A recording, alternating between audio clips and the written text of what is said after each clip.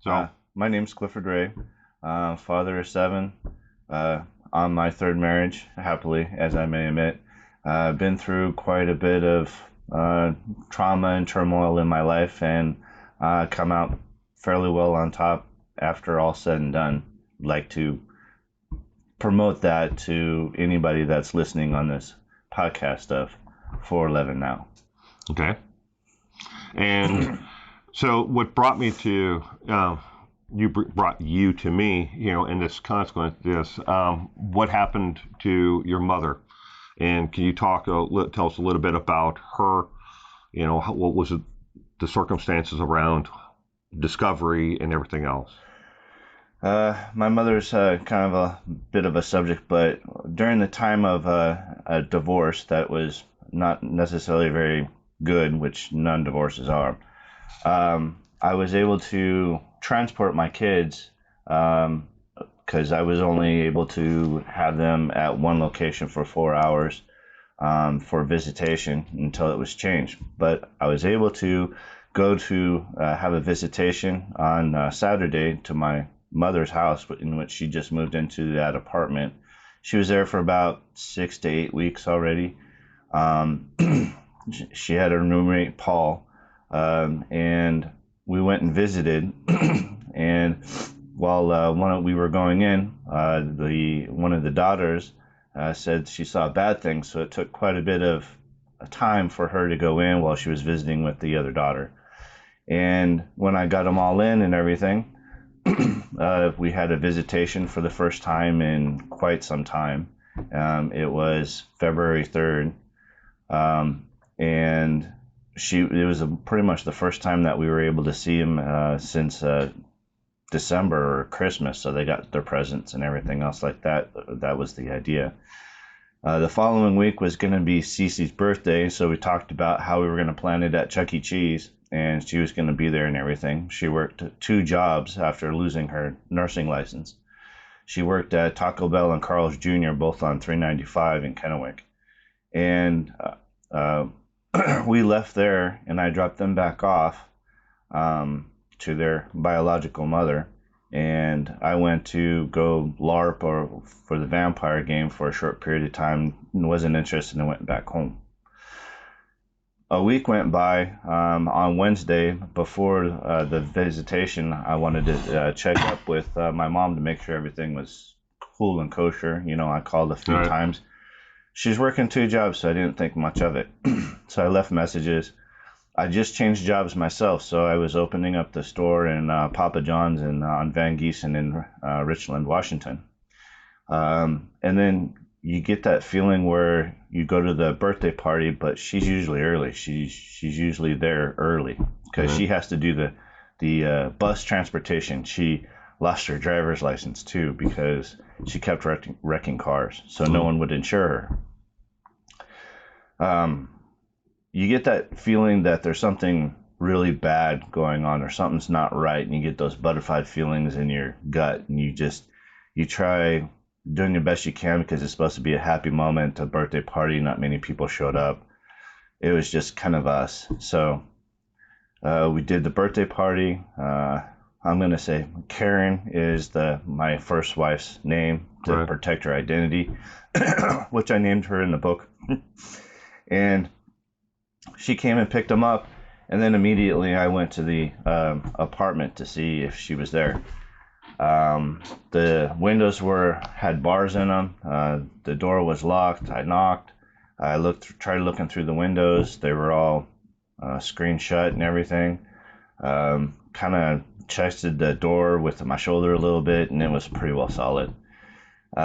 Went to the nearest phone, and the nearest phone that I saw was back over there by Papa John's, and it's no longer there, but they had one on Kennewick Ave.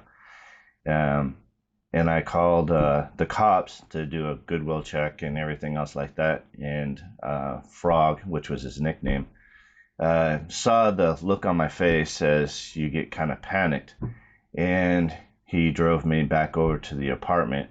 And one of the neighbors kind of came out, and while we were waiting, and Kennewick the police department wasn't really in too much of a hurry. It's only a goodwill check.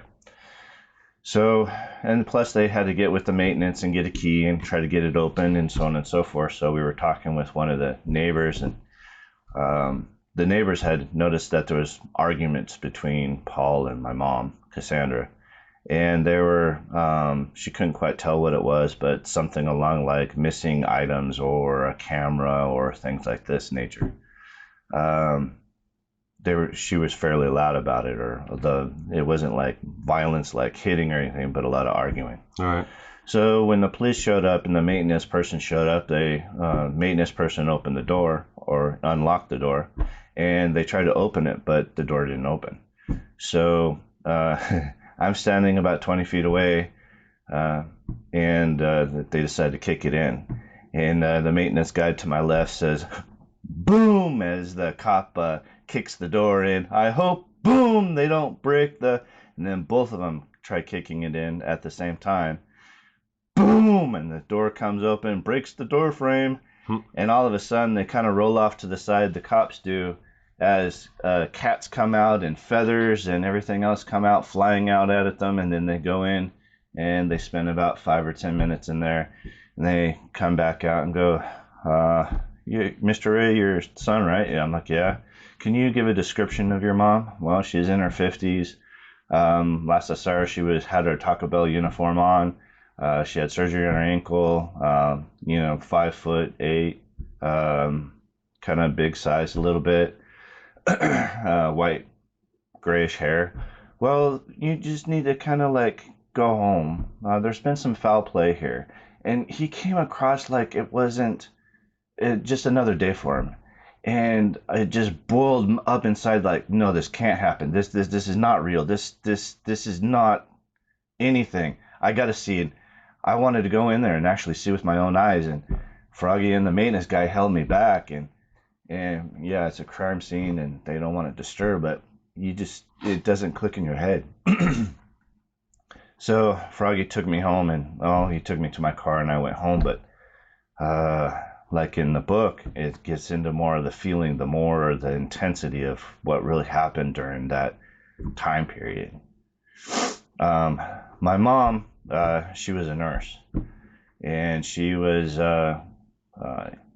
to college. She was a Navy specialist in the Navy for being a nurse.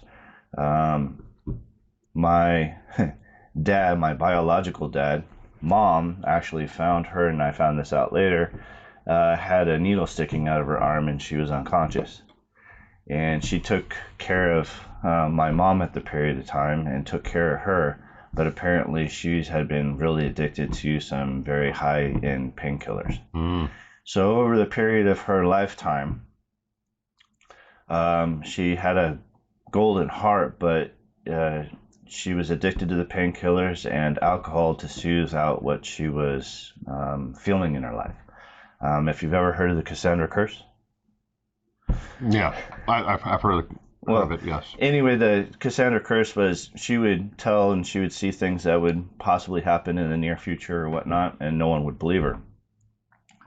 One day she had appendicitis, and my grandma didn't recognize or didn't believe that she had an extreme pain in this thing until her appendicitis ruptured in the middle of the driveway.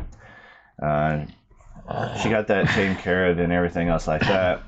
And again, when she was in the Navy and she was pregnant with me, about 20-something weeks, her water broke, and she told her CO, but the CO didn't believe her. So she continued working on until she collapsed and had a 105-degree temperature. And they rushed her into the hospital, in which they gave her not much chances to live, or either both of us. So I was actually born at 15 ounces, 1 pound, 15 ounces. Damn. And I was in the hospital for 6 to 8 months. And back in the day, they kind of cut this way, with your body instead of going horizontal. And because of her addiction or pain tolerance, the anesthesiast didn't work. So she felt everything under the scalpel.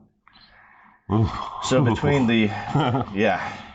So between that and appendicitis and other various aches, this is the reason, or psychologically, she wanted to be addicted to painkillers and alcohol. But this also led to other behaviors where she lost several of her nursing license.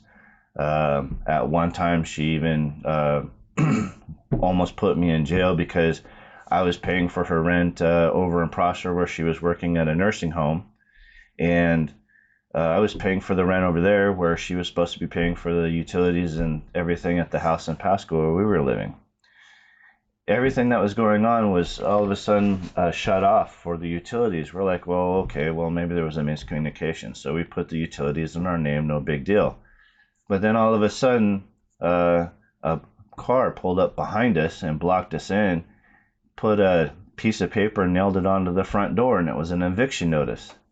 And I call my mom up and I'm like, hey, what's going on? I never got an answer, left various messages, so on and so forth.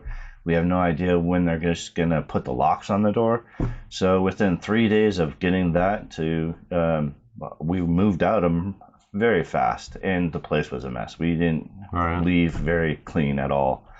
But I took the utilities, the refrigerator, the washer, the dryer, all those, because I had found out that when my grandma died, I was supposed to be one of the executors of her estate, or split it, but my mom took it all and probably sold it for her addiction.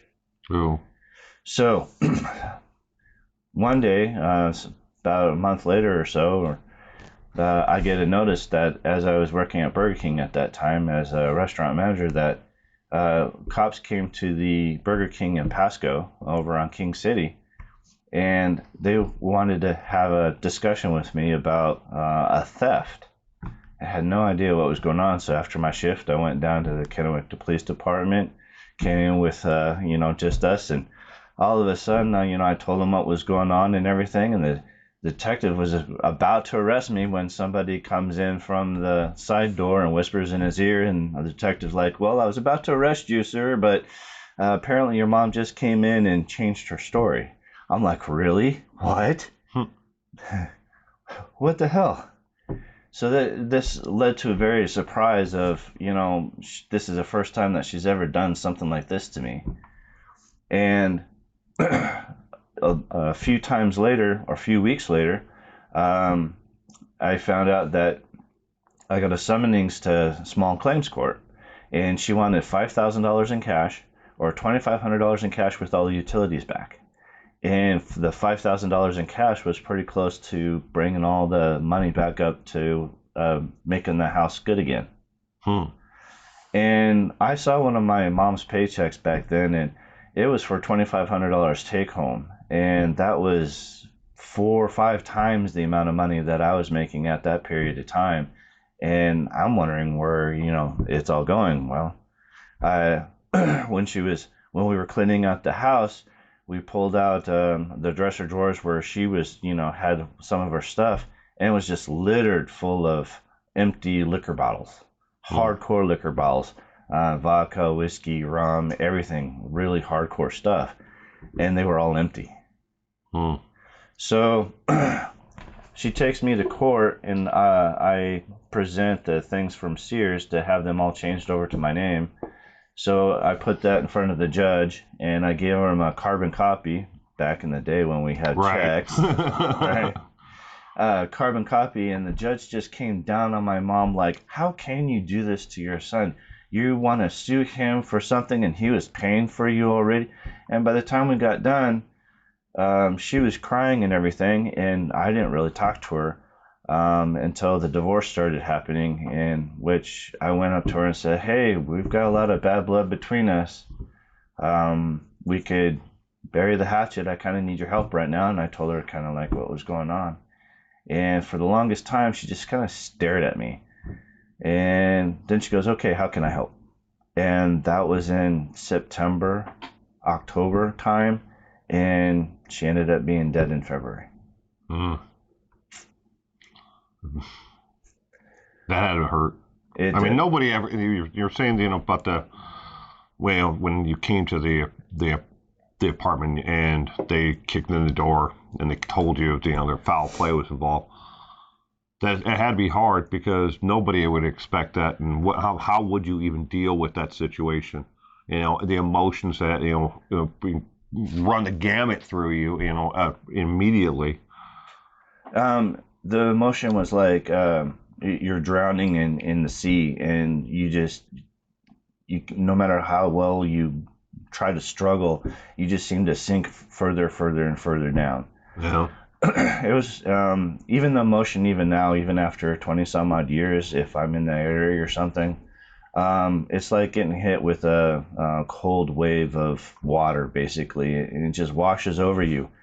But you get to the point where you take a second and you think, okay, am I going to succumb to this wave and just sink to the bottom, or am I just gonna like choose to do something else and continue forward? I chose to choose my kids to be my focal point to go forward and help me until I could somewhat deal with myself. All right. Kind of like what I did with the whole marriage thing was I put the kids first and me second, which, eventually that doesn't necessarily work out depending on your circumstances. Right.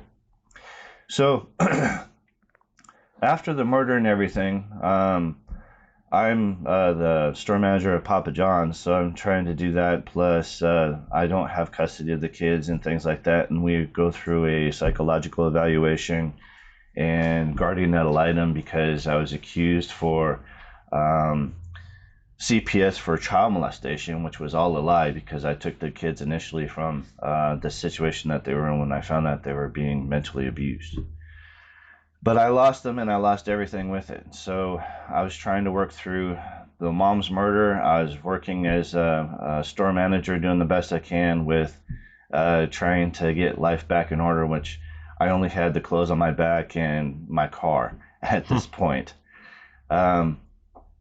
As the investigation continues, I had a phone call from the Kennewick Police Department when they were doing a remodel, and apparently they had a lot of stuff coming forward with evidence that filled up a whole evidence shelf, and that they got from an antique store. So I was working kind of like the people that are on the street, more or less, and I knew people from the Burger King, and I had people calling me up that I hadn't even known before.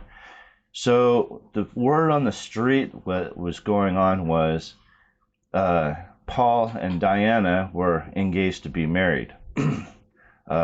Diana's ex-fiance wanted to kill Paul, but my mom was there instead, and this individual was pretty much high and everything else. So he was already on a rampage. He was already pissed off. He already had that emotion going. He did the murder, and he's like, shit, wrong person, and he booked it out of there. Paul came home from work, saw her dead, calls up Diana, and they proceed to rob the apartment for the next 3 days. Wow. In a van. And the van was similar to the one that Karen had, the first wife, so they were looking into her as well. But the whole investigation was corrupted because you had people going into the crime scene and just stealing everything that they possibly could worth of any amount of cash. And then when they got done with it, they actually barricaded the door shut with a 2x4. So when you closed the door, the 2x4 was there, and that's what caused the door to be barricaded, which needed to be kicked down by 2 cops. And I found her a week later on my daughter's birthday. That had to be hard. I mean, it's just one thing after another. Pretty much. So, but I did find out that my mom did get off alcohol and her pain meds because she couldn't afford it anymore. She was only working the 2 jobs and barely making anything whatsoever. And I made up with her for a short period of time.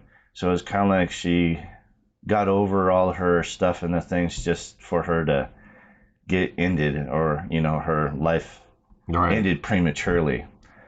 But at least she was able to attain that level of, some people just die of a, overdose or, everything else. And then I also had a phone call from a neighbor that was about 3 blocks away, where their trailer had been broken into. And the cops had been there the previous day, and it was an older couple, and they had some bloody tennis shoes. They offered me the bloody tennis shoes. I'm like, oh, no, no, no, no, no, no. No, thank you.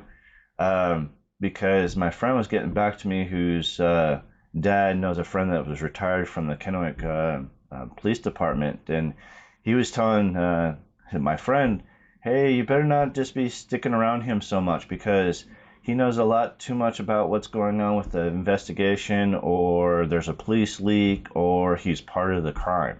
Hmm.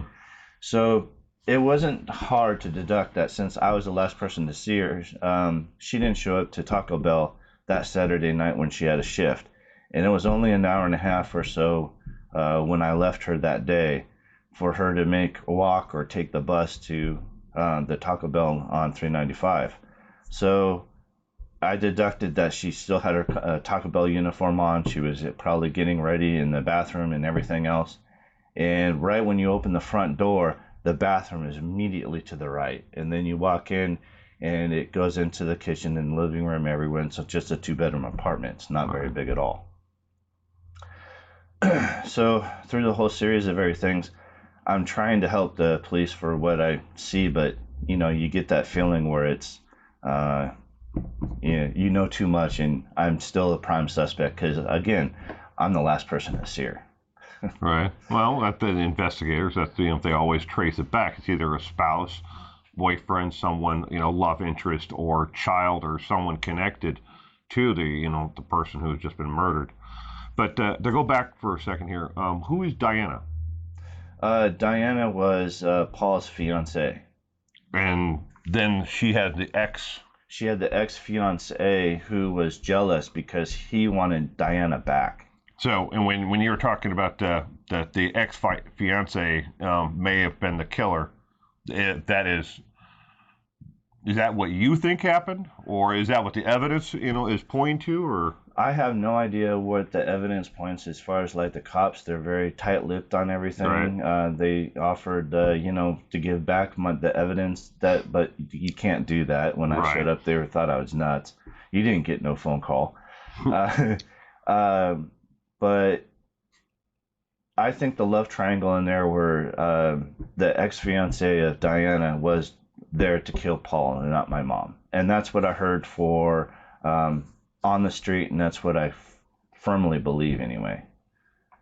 From what I've read from the news articles and doing the research into the situation, over and over again, law enforcement and the county and state the prosecutors and everything else who are involved in this, they just said that all they needed was one piece of evidence, just that one call, one tip, that to break this thing wide open, and that they've always had a person of interest in the case, someone that they wanted to charge, but they just didn't have that one little piece to be able to go forward with it.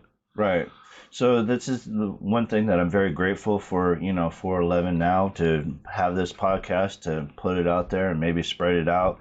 I also did the book, Broken Son, Find Mother Murder on Daughter's Birthday. Yeah, it's a long title, but it's catchy. Right. And just for the fact of trying to spread and get that information, that one piece of evidence to get the convicted or that killer, so I can put that chapter behind me. And for those guys out there that go through the trauma that I went through, saying, hey, you have a nasty divorce. I did get fired on my day off because of the murder and everything else that was going on. Saying, hey, shit happens and you can come back from it as long as you have the choice that you make to go forward. And whether that would be Jesus Christ, God, your kids, or a combination of everything, it will happen. You just have to make the right choices. Yeah. I mean, your book and everything is an inspiration. Because it definitely would have broken a weaker man or a weaker woman. But you triumphed through so many things to get to where you are today. It's remarkable. Thank you. But I will say that I was broken in a way. I cried every night. During this time where I was unemployed, it was like God just said, "Oh, you need to have a break," and I just concentrated on the kids, and people were nice enough to give me a bed, or we were sleeping on just a air mattress for a really long time. Yeah. My lawyer's wife helped with like drapes and things to get some stuff. People donated some dressers and everything else to help get us going. So it was, and for those 3 months of no income, I still had a roof over my head. I still had food coming in. And then it just slowly started working its way through. But during that time was kind of unbearable, but again, it was something that was needed, to do a reset to get through, and even like the going through the cops and having them release her ashes so I can get her buried, which wasn't sometime later. I was able to get into the apartment. The apartment manager was really nice enough not to charge me rent. She goes, "Take your time." She helped clean up the area, and the Kennewick Police Department did not clean anything Wow. up. No crime scene cleaning at all. No. So the maintenance manager, or the maintenance pretty much did it, or the manager herself. And the mess was still somewhat there in the bathroom. And I was able to collect some of her stuff, and it was really heart-wrenching. So your mother was found in the bathroom? Yes, she was. She had multiple blows to the head. And I had a quick vision or a thought that happened where I heard like the front door open very quickly. I saw a guy that was 5'6", a little bit about in his late 30s, early 40s, and he had light brown hair.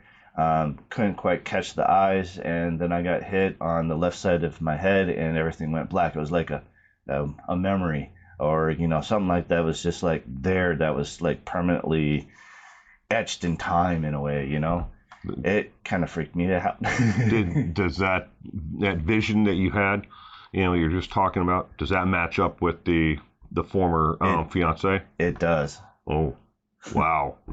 Have you ever met this individual before, or and Diana and Paul? Did you know them? I knew Paul, and I knew Diana, not very well, but in passing, as Right. I was dealing with some things with my mom, and I saw him at Taco Bell as well, and they seemed really nice people and everything, and my mom was trying to get them off drugs and trying to help out in the full 9 yards. Her golden heart. Yeah. And eventually, she got clean. She got off of all of it, and that was probably the demise. For it was giving back and helping someone else. Yep. So I always continue to try to keep an open mind and help everybody else, but it becomes really hard because people take advantage of it, or the ending doesn't always end up the way that you may think it does. right. But I always keep on going, as I always have. So to this day, the reason why I've come out is that they had a Richland detective a few years back come out of retirement to look at all these cool cases. I was hoping that he would find something or something of a little details, but there's been no communication, nothing about the case at all. Yeah. Have you heard anything? I contacted Ken Hollenbeck, former chief of police, and they do not wish to communicate or talk about it, other than they said that it's an open investigation, and it is one that they are currently still working on. He wouldn't elaborate any more than that. So I reached out also to the Kennewick Police Department, and cold case, open investigation. Do you have any leads? Is there something that you'd like to talk about with this? And I'm like, hey man, I'm just trying to help a friend here. Don't look at me. Don't put me on your list. Yeah. So yeah, that nobody wants to talk about it because it is an open, active investigation. So Yeah, it took him some time, about 4 or 5 months, to really realize that I was no longer a primary suspect in the full 9 yards because of all my activities and what I was doing at the period of time. It wouldn't match what Right. happened. But I know that, like my first wife, also Karen, she still believes that I killed my own mom. Wow. And the book goes into details about how bad the divorce was, what I had to go through with that three-way triangle, narcissistic behavior, the full 9 yards, and then, Cassandra. So if at all, please take a look at the book, and it's very interesting. And from what I'm told, it's very hardcore. And for all the listeners and people who watch this, your book is available in digital and in physical form. It can be found on Barnes and Noble, and on Amazon as well, both of them.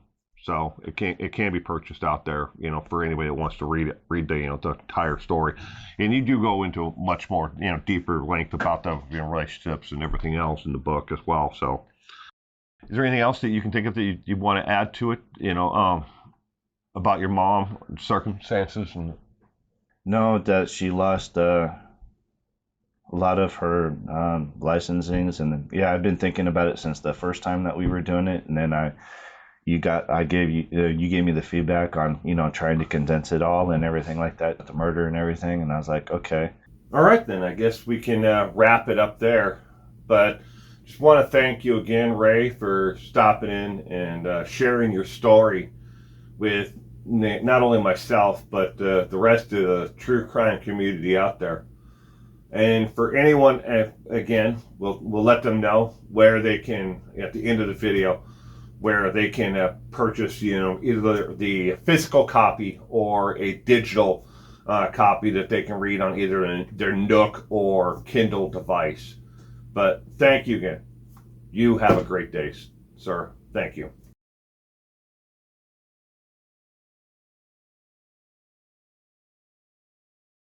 Hey, looky there. You made it to the end of yet another video. Why don't you go ahead and take a moment and hit that subscribe button down below. I'll go ahead and give you a couple of seconds to go ahead and do it. In the meantime, for those who did make it to the end of the video, thank you very much again for being here with me. I appreciate each and every one of you, and I hope to see you all again very soon. In the meantime, you stay safe out there.